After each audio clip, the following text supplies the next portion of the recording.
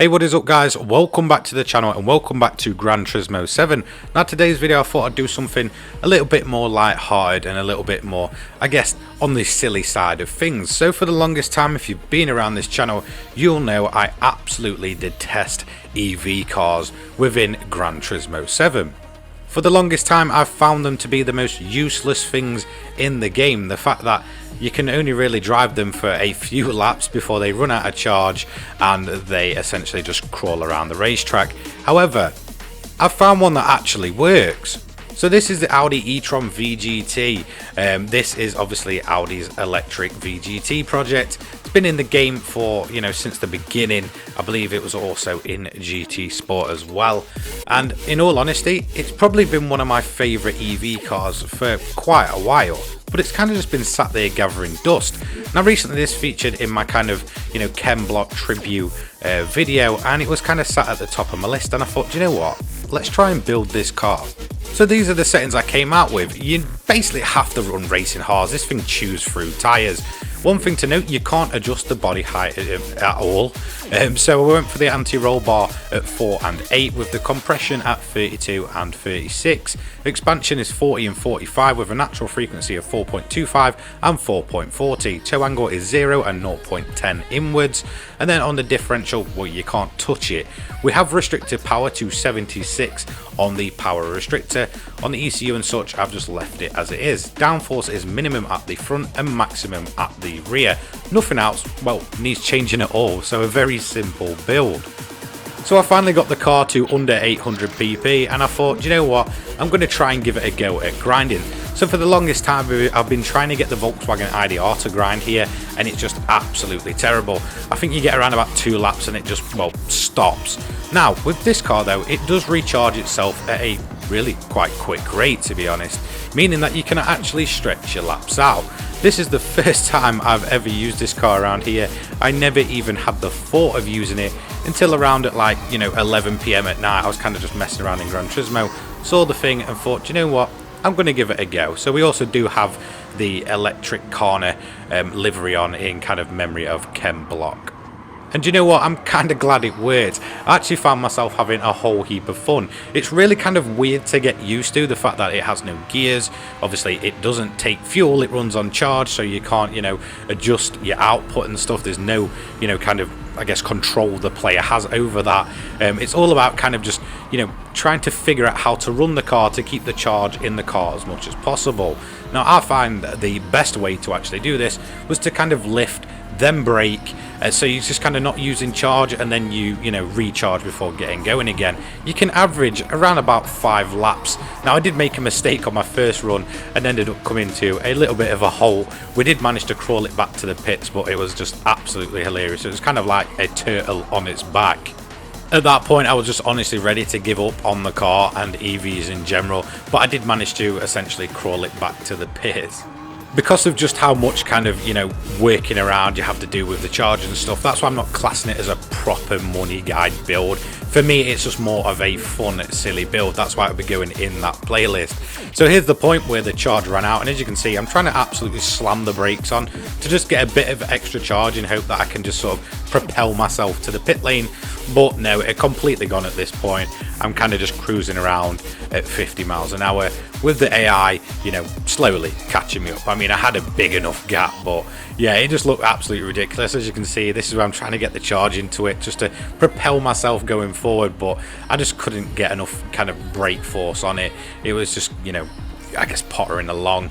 Eventually though, we did get it into the pits. Thankfully it ran out of charge towards the end of the lap.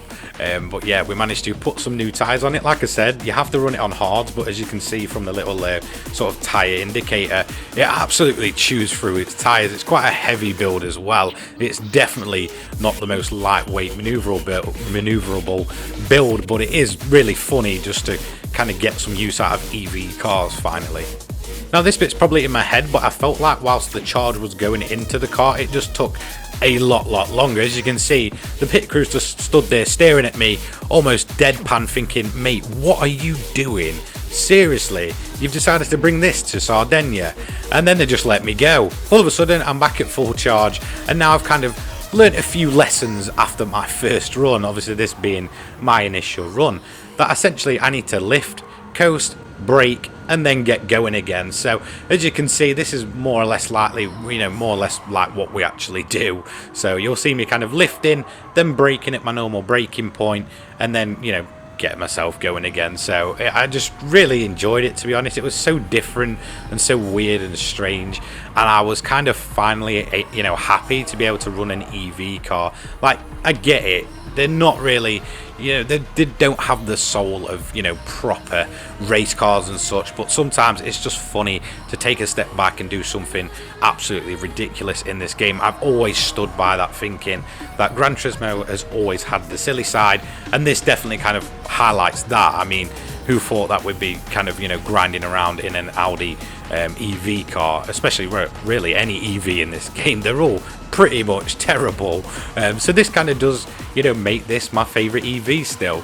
Again, I'm still a bit kind of annoyed that the Volkswagen IDR I can't grind with. If anyone actually does find a single way to grind with that car, please let me know. I don't know why, but I just really enjoy using that car. It just looks so crazy. It's obviously Pikes Peak, record holder and all that, and I just want to have some fun with it. So if anyone does have a build for the IDR, let me know, and I guess I'll try and do another silly video on EV cars within this game. So as you can see, this ended up just being kind of one of my learning laps, where I was kind of trying to get used to how this car handles and really how to drive it. And I feel like it kind of paid off. I mean, it wasn't a bad lap, a 1:37.961, but again, it was just more of a learning curve for the car. It's definitely not that quick, in all honesty. I then went for my second pit stop with at least some charge left over in the car, and it was the same again. Taking tyres because the thing absolutely chewed them up and spat them back out, and then the pit crew essentially just staring at me for a good few seconds whilst my car just kind of, sits there. I just think it's such a funny thing where the pit crew, absolutely throw your tyres on, and then they all just kind of just look at your driver, like they're all kind of looking towards him whilst your driver just looks straight forward and nothing's going on. It's just absolutely hilarious, and just more of the funny side of Gran Turismo 7. I just kind of always get a chuckle when I see that.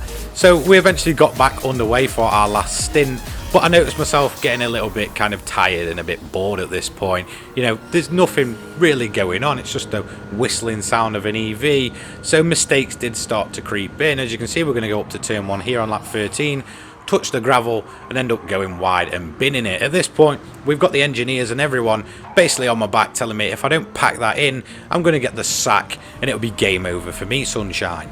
I kept on plodding on though, but honestly my lap times were just absolutely poor at this point. They really weren't getting the most out of the tyres.